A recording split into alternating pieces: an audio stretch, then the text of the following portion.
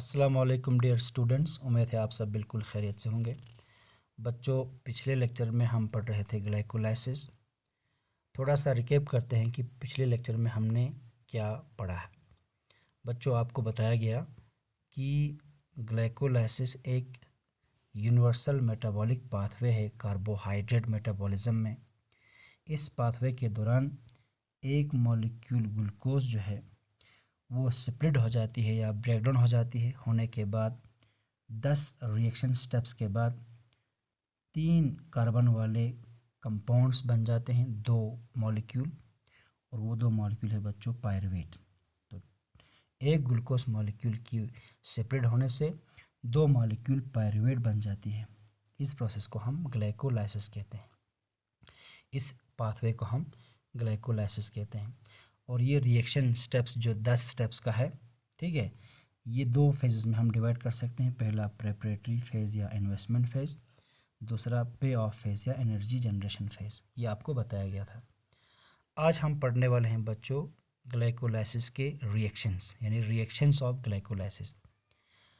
तो बच्चों शुरू करते हैं आज का टॉपिक, रिएक्शंस ऑफ ग्लाइकोलाइसिस।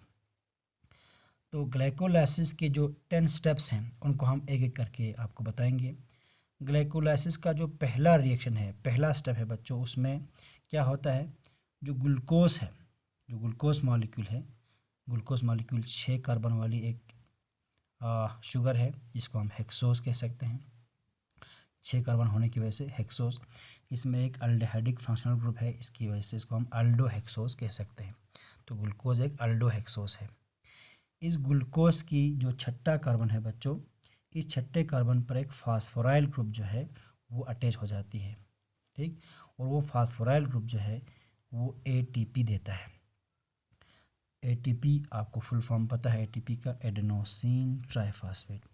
एक न्यूक्लियोसाइड है एडेनोसिन, जिसमें एक नाइट्रोजनस बेस है एडेनिन, और एक पेंटोस शुगर, दोनों मिला के एडेनोसिन बनते हैं। एडेनोसिन पर 3 फास्फेट ऐड करने से बनती है एडेनोसिन ट्राइफॉस्फेट, एटीपी।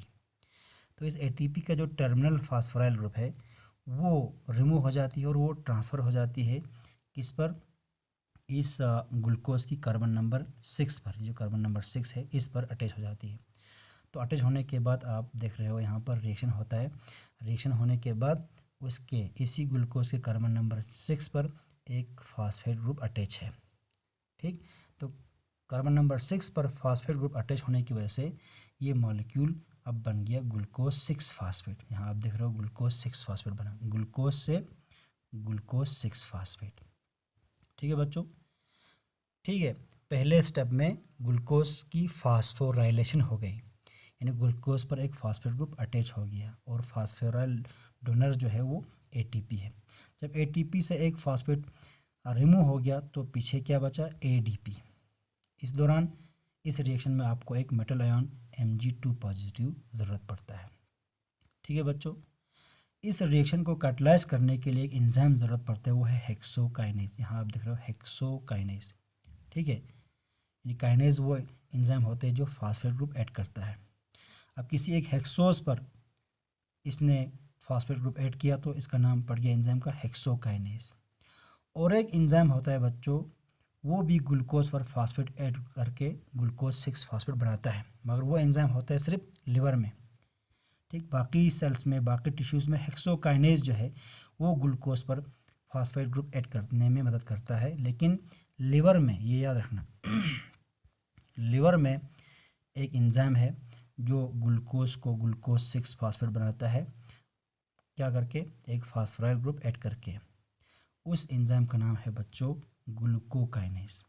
ये स्पेसिफिक है ग्लूकोज से, ये सिर्फ और सिर्फ ग्लूकोज पर ये फास्फेट ग्रुप ऐड करते हैं, उसका नाम है ग्लूकोकाइनेज, सॉरी ग्लूकोकाइनेज, ग्लूकोकाइनेज, ठीक। ग्लूकोकाइनेज और हेक्सोकाइनेज दोनों जो है फास्फेट ग्रुप अटैच करता है ग्लूकोज पर, लेकिन हेक्सोकाइनेज जो है बाकी टिश्यूज़ में ज़रूरत पड़ता है और ग्लूकोकाइनेज जो है वो लिवर में ज़रूरत पड़ता है, और ये एंजाइम होता ही लिवर में है। कौन, glucokinase is present in liver है, याद रखना, आपको याद रखना है, ठीक है बच्चों। ओके, तो आपने समझा कि ग्लाइकोलाइसिस के पहले स्टेप में ग्लूकोज की फास्फोराइलेशन होती है, ग्लूकोज पर फास्फेट ग्रुप ऐड होती है और बन जाती है ग्लूकोज 6 फास्फेट। एंजाइम का नाम है हेक्सोकाइनेज, ठीक है। और लिवर में एक और एंजाइम यूज़ होती है, उसका नाम है ग्लूकोकाइनेज। दोनों रिएक्शंस में जो फास्फेट डोनर है, फास्फोराइल डोनर है, वो है एटीपी। तो आपने देखा कि बच्चों ग्लाइकोलाइसिस के पहले स्टेप में एक एटीपी खर्च हो गया, इसीलिए हम कहते थे कि इस फेज़ को हम इन्वेस्टमेंट फेज़ या प्रेपरेटरी फेज़ कहते हैं। एक एटीपी जो है खर्च हो गया, ये आप समझ लेना। इसके बाद जो ग्लूकोज 6 फास्फेट है, उसी से दूसरा रिएक्शन स्टेप जो है कंटिन्यू रहेगा। यह है बच्चों दूसरा स्टेप ग्लाइकोलाइसिस का। इस स्टेप में क्या होती है, जो ग्लूकोज 6 फास्फेट है, ग्लूकोज 6 फास्फेट वो आइसोमराइज होती है, ठीक है। उसमें एक इंटरनल रीअरेंजमेंट होती है ग्रुप्स की, जिसकी वजह से ये जो ग्लूकोज 6 फास्फेट है वो फ्रक्टोज 6 फास्फेट में कन्वर्ट हो जाती है, ठीक है।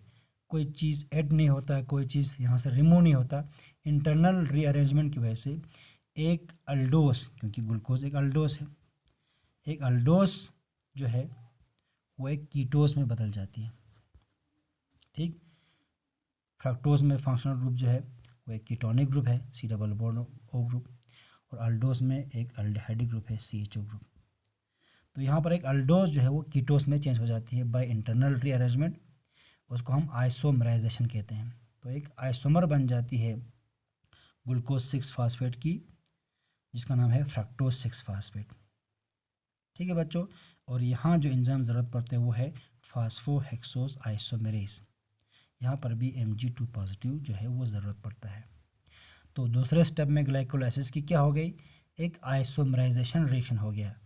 उसमें क्या हुआ, ग्लूकोज 6 फास्फेट जो है वो फ्रक्टोज 6 फास्फेट में चेंज हो गया, ठीक। एक अल्डोज जो है वो कीटोस में बदल गया, ठीक है बच्चों। इसके बाद जो तीसरा रिएक्शन स्टेप है, उसमें जो फ्रक्टोज 6 फास्फेट जो अभी अभी बना, आइसोमराइजेशन होकर ग्लूकोज 6 फास्फेट की, उसके फास्फोराइलेशन हो जाती है। पहले स्टेप में एक बार फास्फोराइलेशन हो गई थी ग्लूकोज की, इस बार फ्रक्टोज 6 फास्फेट की फास्फोराइलेशन हो जाएगी। आपको मालूम है फ्रक्टोज 6 फास्फेट की कार्बन नंबर 6 पर ऑलरेडी फास्फेट ग्रुप अटैच है। अब एक और फास्फेट ग्रुप अटैच होने वाला है, एक और फास्फोराइल ग्रुप ट्रांसफ़र होने वाला है ATP से, क्योंकि फास्फोराइल डोनर जो है वो ATP है। यहाँ पर एक और ATP खर्च होने वाला है, एक ATP ऑलरेडी खर्च हो चुका है, दूसरा ATP यहाँ खर्च होगा। इस ATP से जो टर्मिनल फास्फोराइल ग्रुप है वो ट्रांसफ़र होगा कहाँ पर, ये फास्फेट ग्रुप जो है ट्रांसफ़र होगा ATP से कार्बन नंबर 1 पे। कार्बन नंबर 1 पे फास्फोराइल ग्रुप ट्रांसफ़र होने की वजह से अब ये जो फ्रक्टोज 6 फास्फेट है अब ये बदल जाएगी फ्रक्टोज 1,6 बिस फास्फेट। यहाँ लिखा है आपको फ्रक्टोज 1,6 बिस फास्फेट, ये फ्रक्टोज 1,6 बिस फास्फेट, ठीक है। पहले 6 कार्बन नंबर 6 पे फास्फेट होने की वजह से इसका नाम था फ्रक्टोज 6 फास्फेट। अब चूंकि यहाँ कार्बन नंबर 1 पे भी फास्फेट आ गया है अब, तो ये बन गया फ्रक्टोज 1,6 बिस फास्फेट। यहाँ ये वर्ड यूज़ हो गया बच्चों बिस, बिस फास्फेट, 2 फास्फेट, बिस का मतलब होते हैं 2, ठीक। अब कहीं कहीं जगह पर बिस यूज़ होती है, कहीं कहीं जगह पर जो है डाई जो है वो यूज़ होती है। मिसाल जैसे आप यहाँ पर ADP, एडेनोसिन डाईफास्फेट, ADP में एडेनोसिन डाईफास्फेट, क्योंकि यहाँ एडेनोसिन डाईफास्फेट, यहाँ पर फ्रक्टोज 1,6 बिस फास्फेट, ये और ये। तो यहाँ बच्चों आपको याद रखना है इन दो बिस और डाई में मैं थोड़ा सा आपको बता दूँ फ़र्क। जब भी फास्फेट ग्रुप साथ साथ में हों उस वक़्त हम डाई यूज़ करते हैं, और जब भी फास्फेट ग्रुप अलग अलग हों, मिसाल जैसे ये कार्बन नंबर 1 पे है, दूसरा कार्बन नंबर 6 पे है, अलग अलग है, दूर दूर है, तो अलग अलग जगह पर फास्फेट ग्रुप अटैच होने की वजह से दो अगर अलग अलग है तो हम इसको बिस कहते हैं, बिस फास्फेट। और दो फास्फेट ग्रुप साथ साथ में हो तो डाई फास्फेट, जैसे ADP, एडेनोसिन डाईफास्फेट, यहाँ फ्रक्टोज 1,6 बिस फास्फेट, ठीक है बच्चों। तो स्टेप नंबर 3 में क्या हो गया, फ्रक्टोज 6 फास्फेट की फास्फोराइलेशन हो गई, ATP ने एक फास्फोराइल ग्रुप दे दिया, वो अटैच हो गया फ्रक्टोज 6 फास्फेट की कार्बन नंबर 1 पे, और फ्रक्टोज 6 फास्फेट चेंज हो गया फ्रक्टोज 1,6 बिस फास्फेट में। एंजाइम का नाम है बच्चों फास्फोफ्रक्टोकाइनेज फर्स्ट। ठीक है, इसके एक और एंजाइम भी है फास्फोफ्रक्टोकाइनेज सेकंड। यहाँ जो यूज़ होता है बच्चों वो है फास्फोफ्रक्टोकाइनेज फर्स्ट। ये बहुत ही इम्पोर्टेंट रिएक्शन स्टेप है बच्चों, ये एक रेगुलेटरी स्टेप है। इस स्टेप पर ग्लाइकोलाइसिस जो है वो रेगुलेट होती है। आगे इसके बारे में आपको पता चल जाएगा। बहुत ही इंपॉर्टेंट स्टेप है ये स्टेप। कौन सा? Step number 3। इसका जो एंजाइम है फास्फोफ्रक्टोकाइनेज फर्स्ट। ठीक है, इसमें क्या होती है, एटीपी से एक फास्फोराइल ग्रुप अटैच हो जाती है फ्रक्टोज की कार्बन नंबर फर्स्ट पर, और fructose 6 phosphate is converted into fructose 1,6 bis phosphate. ठीक, ओके। अब फ्रक्टोज 1,6 बिस फास्फेट अब जो बन गया, फोर्थ स्टेप में क्या होता है कि ये जो फ्रक्टोज 1,6 बिस फास्फेट है इसकी अब स्प्लिटिंग हो जाएगी, अब ये ब्रेकडाउन हो जाएगा। इसी ब्रेकडाउन की वजह से इस पाथवे को नाम पड़ा है ग्लाइकोलाइसिस, क्योंकि लाइसिस का मतलब है ब्रेकडाउन। लाइसिस का क्या मतलब है? ब्रेकडाउन। ठीक, यहाँ पर स्प्लिटिंग हो रही है। लाइसिस का मतलब होता है स्प्लिटिंग, ब्रेकडाउन। यहाँ पर फ्रक्टोज 1,6 बिस फास्फेट जो एक 6 कार्बन वाली कंपाउंड है, इसकी 3 कार्बन के बाद बॉन्ड ब्रेक हो जाएगा। इस तरह से ये 6 कार्बन वाला कंपाउंड 3 कार्बन वाले कंपाउंड में बदल जाएगा। तो 2 कार्बन वाले कंपाउंड कंबाइन होकर एक 6 कार्बन वाला कंपाउंड बन सकता है। ठीक, और ये 6 कार्बन वाला कंपाउंड टूटकर 3 कार्बन वाले कंपाउंड्स में बदल सकते हैं। इसलिए यहाँ पर ये स्टेप जो है वो रिवर्सिबल है। ठीक है बच्चों, fructose 1,6 bis phosphate step number 4 में स्प्लिट हो जाती है और इससे 3 कार्बन वाले कंपाउंड बन जाती है। 3 कार्बन वाले कंपाउंड को हम ट्रायोस कहते हैं। जैसे 6 कार्बन वाले को हमने हेक्सोस बोला, 3 कार्बन वाले को क्या बोलेंगे? ट्रायोस।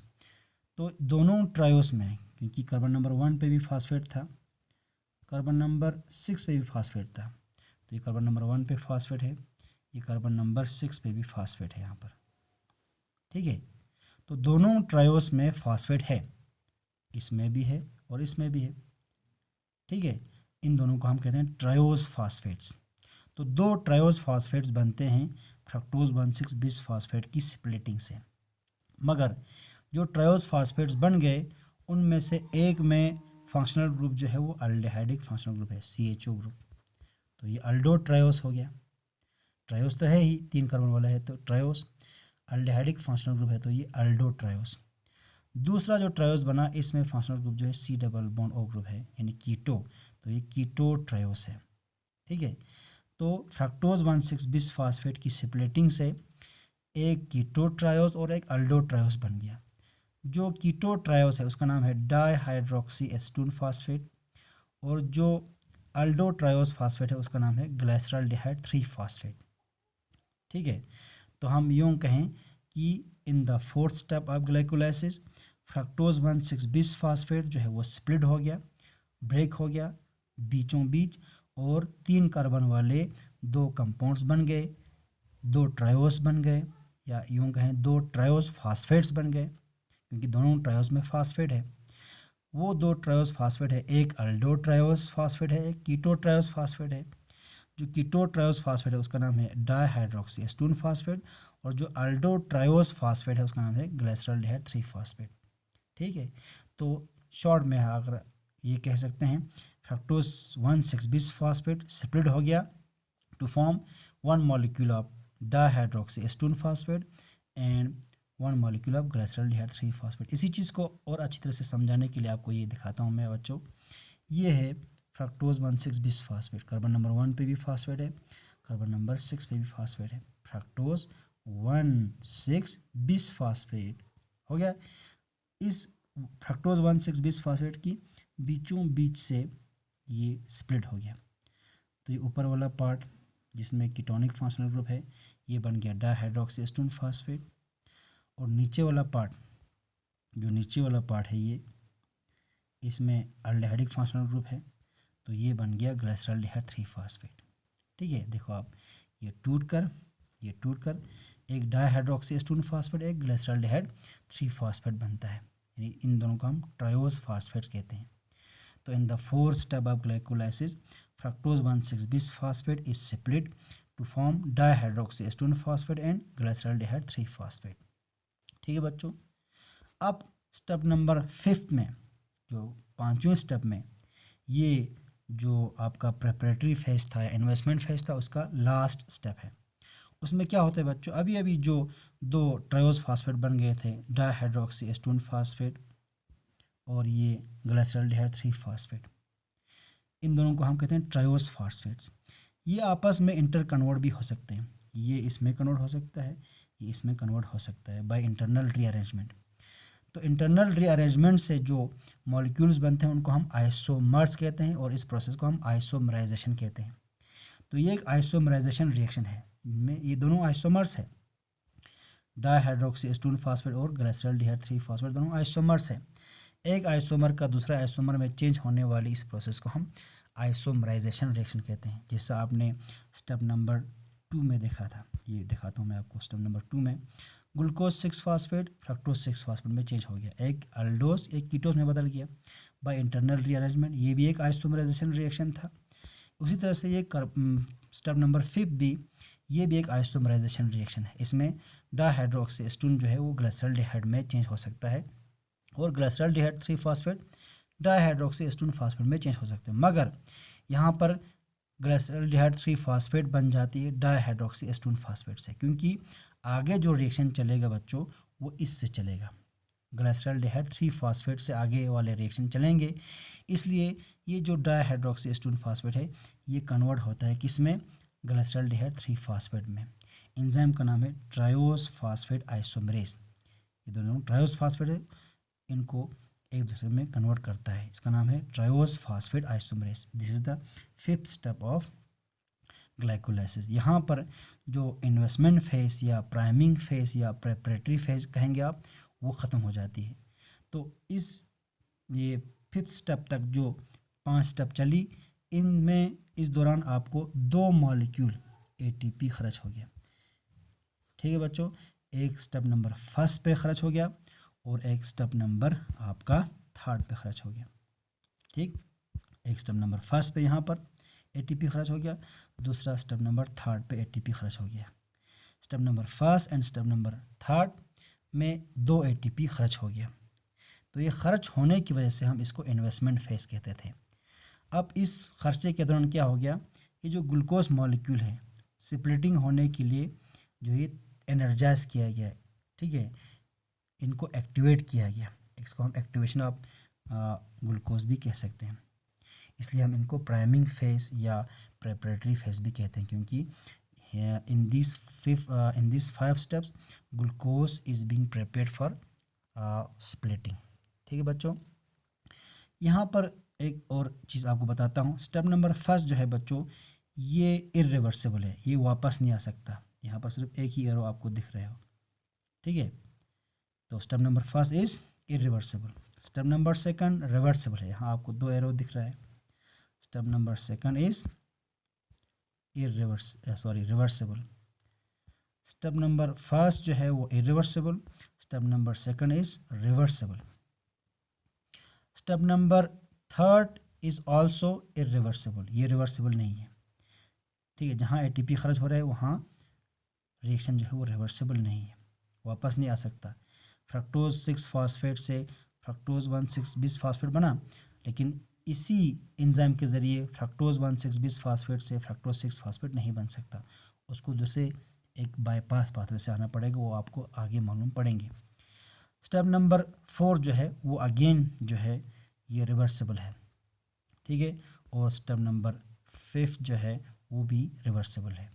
तो इस इन्वेस्टमेंट फेज के दौरान, इस प्राइमिंग फेज के दौरान, इस प्रेपरेटरी फेज के दौरान 5 रिएक्शन स्टेप्स हैं और इन 5 में से 2 जो है वो इरिवर्सिबल है। वो 2 कौन सा, जहाँ एटीपी खर्च हो जाती है, और वो कौन है, step number 1 and step number 3rd are irreversible, बाकी सब रिवर्सिबल है। ठीक है बच्चों, तो आज यहीं पर बात रखते हैं। कल से हम इंशाल्लाह यहाँ से आगे शुरू करेंगे कल, ठीक है।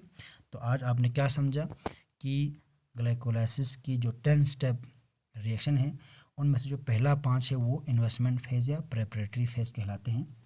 क्यों? क्योंकि इसमें ग्लूकोज को तैयार किया जाता है स्प्लिटिंग के लिए और यहाँ पर एटीपी इन्वेस्ट होती है।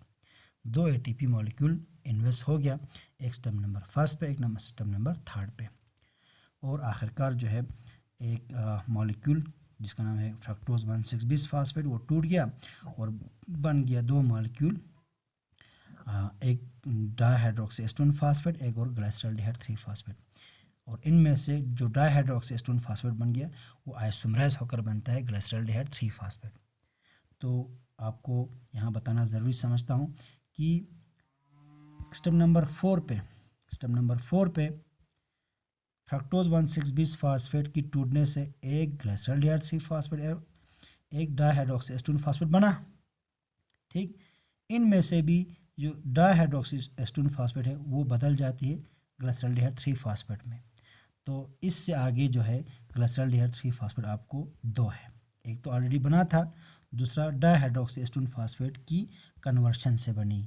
तो 2 मॉलिक्यूल ऑफ ग्लाइसरॉल्डिहाइड 3 फास्फेट जो है आपके पास है अभी, उसी 2 ग्लाइसरॉल्डिहाइड 3 फास्फेट से आगे वाली जो फेज़ है वो चालू होगा, ठीक है बच्चों। तो कैसे होगा इंशाल्लाह इसके बारे में हम कल पढ़ेंगे। तब तक फ़ी अमानिल्लाह, खुदा हाफिज़।